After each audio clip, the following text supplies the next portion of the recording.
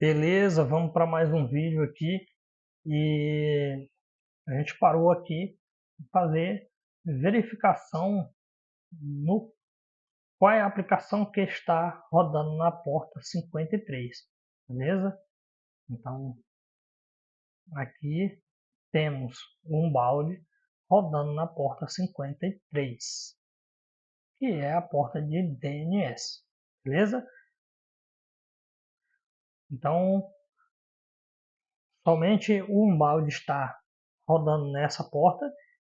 Bacana, se não tivesse outra aplicação, precisaríamos matar ela para que um balde funcionasse corretamente, ok?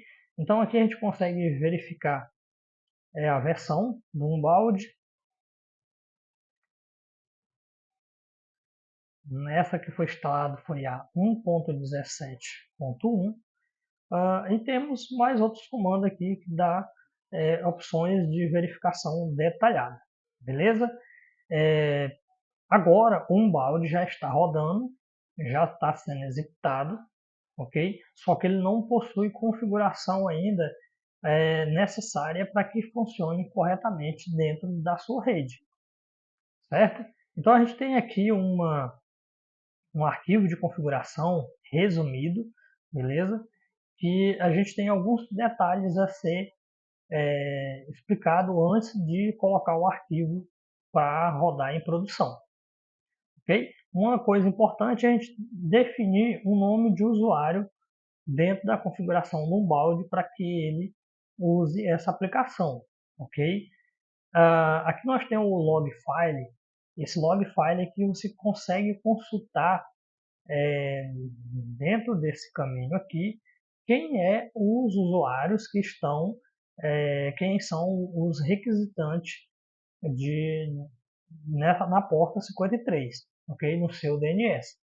Para isso, basta você habilitar aqui, colocar IES, ok?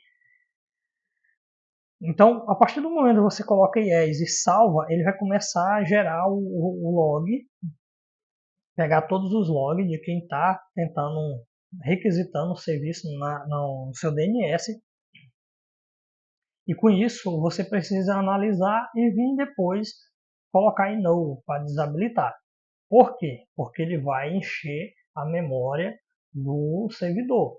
Uma hora ele vai travar e vai parar de funcionar porque ele não vai ter mais espaço na memória dele, certo?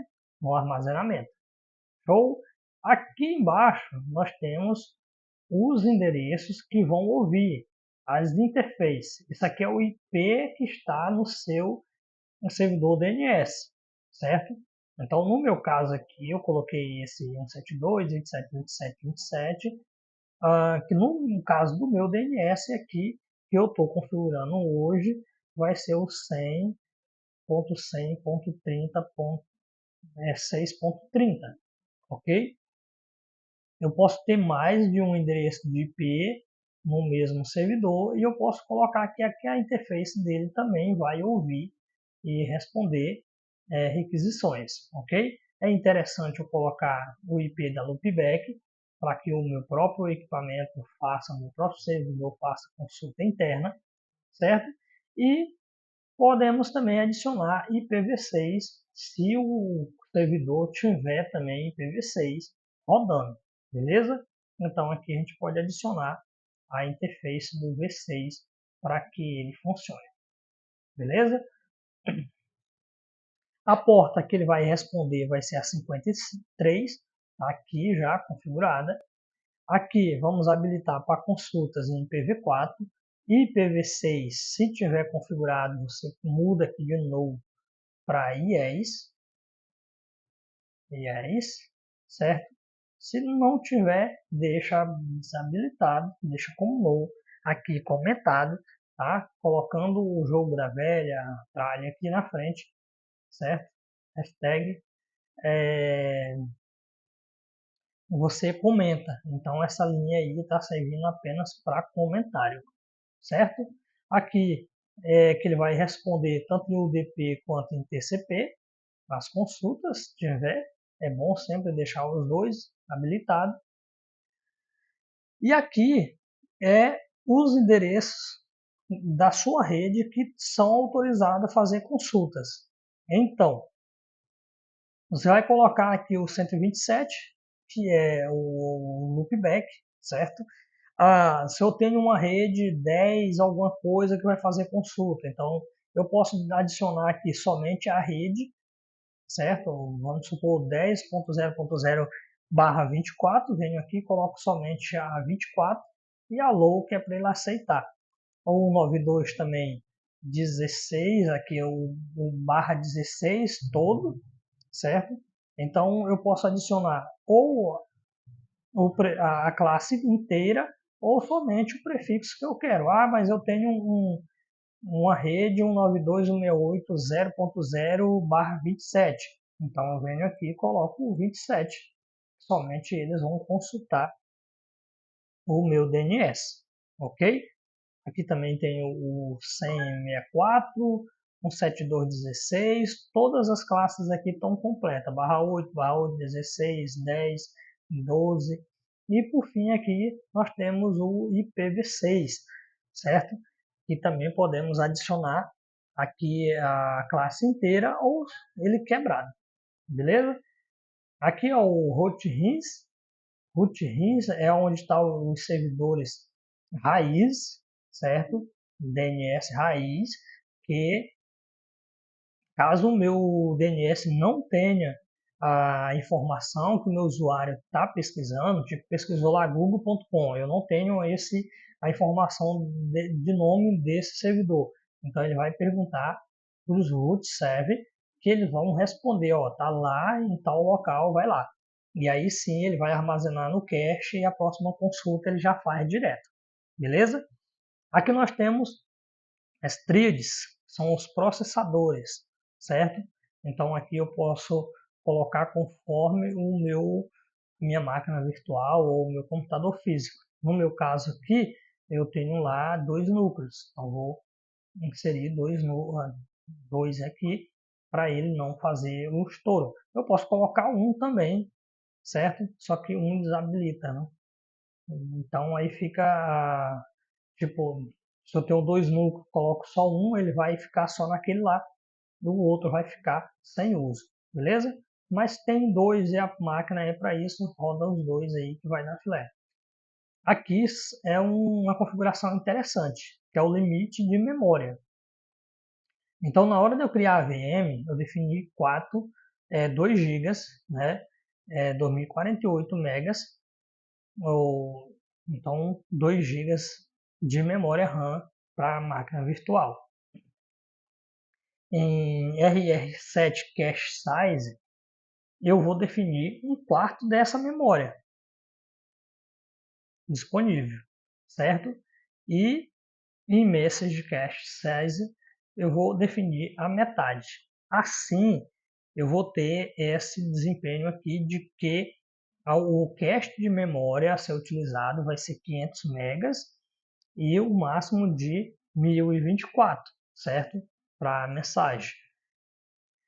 Com isso, eu não vou estourar a capacidade do meu servidor, porque no servidor roda outras aplicações que precisam de memória também. Então, se eu colocar aqui 1 GB e aqui 2048, caso aqui é 1024 e aqui embaixo 2048, que é a capacidade total de memória que eu tenho naquela máquina, se o meu DNS for lá e consumir toda essa memória, ele vai travar o servidor em si, beleza?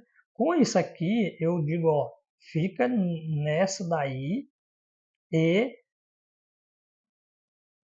se precisar de mais, você usa a swap. Então, ele vai utilizar a swap depois, beleza? Mas isso aqui é mais para não estourar os recursos de memória no servidor. Ficar atento a esses detalhes aqui. Pode ser ajustado também para mais, para menos, mas isso aqui é uma teoria que a gente utiliza aqui e sempre deu certo, beleza? Uma teoria prática, ok? Então, feito isso aqui, esses aqui são os pontos principais que a gente precisa levar em consideração desse arquivo de configuração do Unbound, certo? Porque se você vir aqui, eu vou colocar aqui para aceitar qualquer requisição.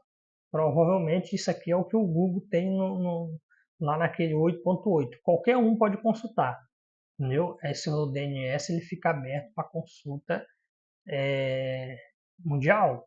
Qualquer um que tenha o seu endereço de IP ou que ache na internet do IP do seu servidor, claro, se for um servidor com IP público, ele vai ir lá fazer a consulta no seu DNS, beleza? Aí ele pode utilizar para N finalidade.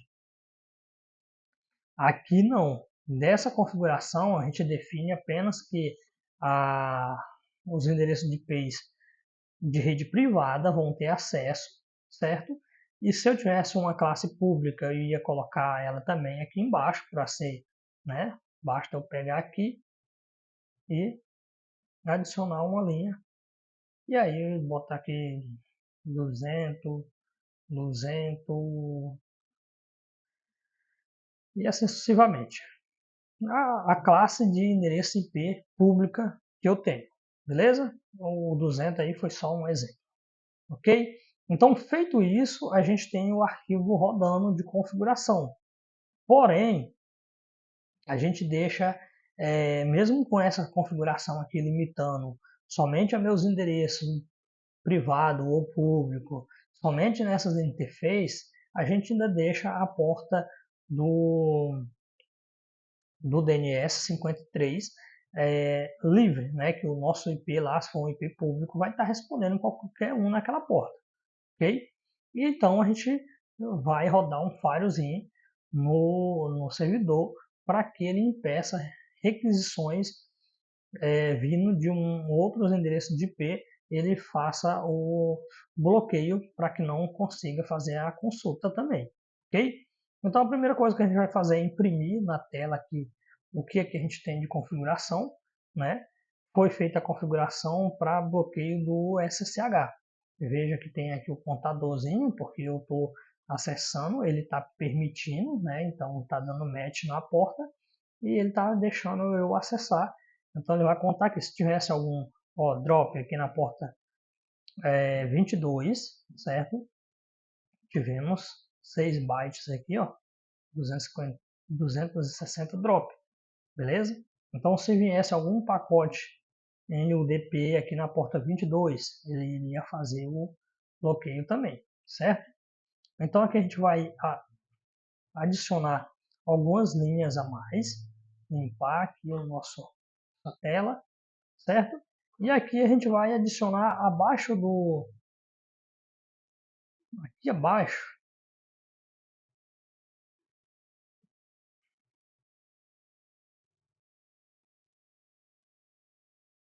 a gente vai adicionar essas linhas aqui, aonde eu estou dizendo o quê?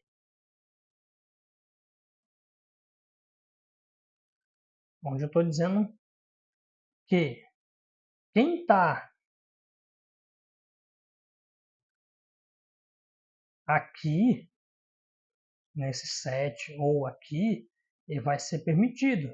Quem não tiver, pode bloquear, entendeu? Então, essa configuração aqui do NFTables, você encontra ela na internet. Tem aqui a NFTables, certo? Aqui na wiki da archlinux.org.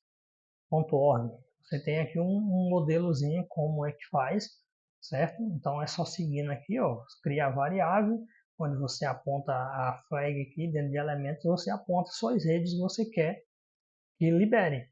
Então permita. Não, permita não. Aqui é só uma configuração simples. Você está adicionando dados aí. Aqui mais abaixo é que você vai criar suas regras, né? E apontar. Tipo aqui, ó, IP6, CADRES. Aí eu chamei aqui o LAN aqui, ó, LAN V6, né? Chamei aqui o LAN V6, informei que é um jump de input, e aí comentário, enfim, certo? Então aqui tem um modelozinho de como personalizar, tem muita informação aqui também nessa wiki aqui. Depois, quem quiser dar uma olhadinha e personalizar o seu à vontade, certo? Então vamos voltar aqui.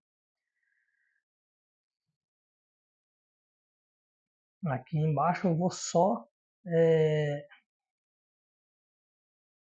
colocar aqui para...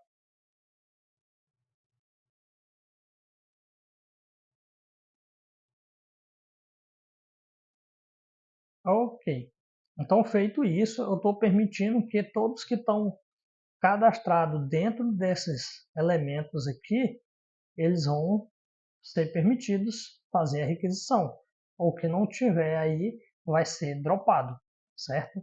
Então aqui eu coloco o drop embaixo na porta 53 para o resto, e aí eu garanto que somente os meus endereços de IP que eu tenho listado ali vão conseguir fazer a requisição de DNS.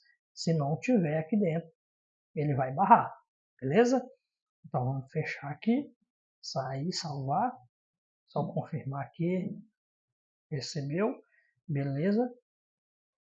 E agora sim a gente vai fazer